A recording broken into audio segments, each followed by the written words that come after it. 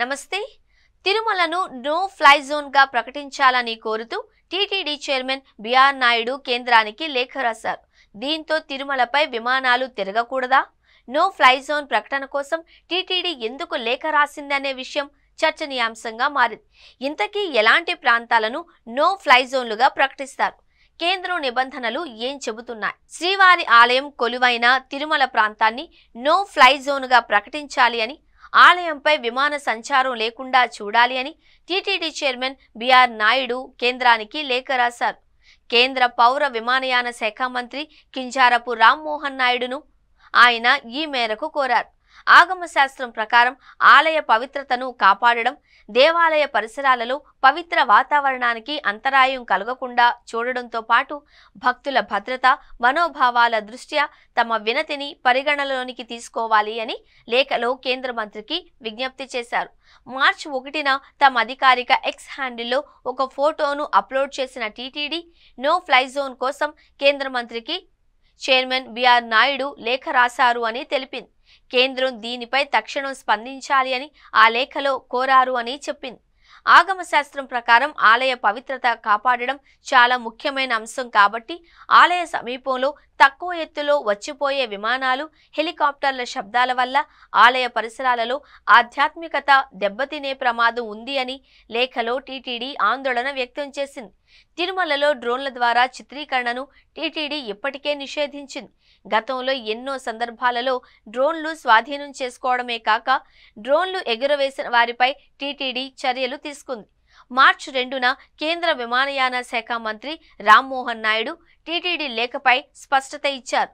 Warangal airport అభివృద్ధికి కేంద్రం green signal ఇవ్వడంతో ఆ వివరాలు మీడియాతో పంచుకోవడానికి హైదరాబాద్ వచ్చిన ఆయన టీటీడీ లేఖపై కూడా స్పందించారు. దేశంలో ఇప్పటికే చాలా ఆధ్యాత్మిక ప్రాంతాల నుంచి మాకు ఇలాంటి వినతులు వస్తున్నాయి. ఇప్పటి వరకైతే మేం వేటికి నో ఫ్లై జోన్ ఇవ్వలేదు.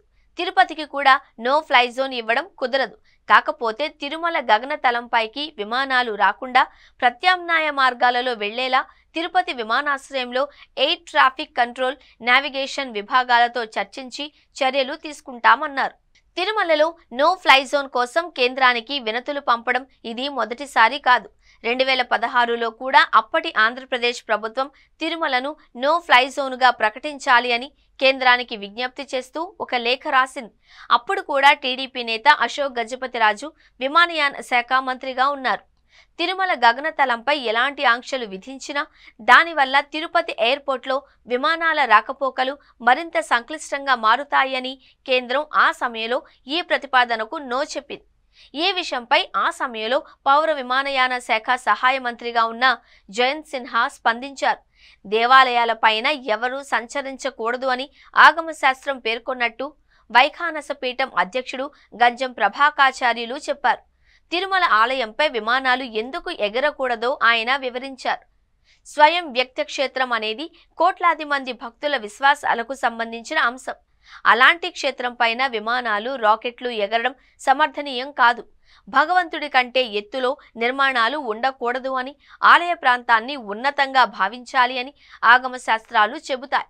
అందుకే భగవంతుడి పైన విమానాలు, హెలికాప్టర్లు ఎగరడం సమర్థనీయం కాదు. అయితే ప్రత్యేకించి ఆగమ శాస్త్రంలో విమానాలు, రాకెట్ల పేర్లు పెట్టి ఫలానావి ఎగరకూడదు అని నేరుగా పేర్కొనరు. అత్యంత గౌరవంగా ఆ స్థానాన్ని పరిరక్షించుకోవాలి అని చెబుతాయి. సముచితమైన రీతిలో దాన్ని కాపాడుకోవాలి అని శాస్త్రాలు చెబుతూ ఉన్నాయి. అందుకే శాస్త్రాలలో నేరుగా విమానాలు, హెలికాప్టర్ల పేర్లు రాయనంత మాత్రాన అవి ఆలయం పైన ఎగరొచ్చు అని భావించకూడదు. భగవంతుడికి నివేదన చేసేటప్పుడు ఘంటానాదం, ఢమరుకం, వాయిద్యాలు తప్పితే ఇతరత్ర శబ్దాలు వినిపించడం సరికాదు. పైగా స్వామివారికి నైవేద్యం జరిపేటప్పుడు ఆకాశంలో విమాన సంచారం సమర్థనీయం కాదు. తిరుమల ఆనంద నిలయం పైన ఎటువంటి సంచారం ఉండకూడదు. అది అపచారం, దోషం కిందకు వస్తుంది. తెలుసో తెలియక జరగొచ్చు. కానీ అది దోషమని తెలిసిన తరువాత దానిని నిషేధించాల్సిన అవసరం ఎంతైనా ఉంది అని చెప్పారు ప్రభాకాచార్యులు. అసలు భారత్లో ఎక్కడైనా నో ఫ్లై జోన్ ఉందా అనే విషయంపై మినిస్ట్రీ ఆఫ్ సివిల్ ఏవియేషన్ వెబ్సైట్లో ఎలాంటి వివరాలు కనిపించలేదు. కానీ ఏరోనాటికల్ ఇన్ఫర్మేషన్ సర్వీసెస్ ఇండియా సైట్లో కొన్ని వివరాలు కనిపించాయి. అయితే అందులో నో ఫ్లై జోన్ అని కాకుండా భారత్లో కొన్ని ప్రాంతాలలో విమానాల రాకపోకలను నిషేధించినట్లుగా పేర్కొంటూ వాటిని 3 రకాలుగా వర్గీకరించారు. నిరోధిత ప్రాంతం, ప్రమాదకరమైన ప్రాంతం. వీటిని P అంటే ప్రొటెక్టెడ్, R అంటే రిస్ట్రిక్టెడ్, D అంటే డేంజరస్ గా సూచించారు. దేశ సరిహద్దు జలాలు, దేశంలోని కొన్ని నిర్దిష్ట ప్రాంతాలలోకి విమానాల రాకపోకలను భారత ప్రభుత్వం నిషేధించింది.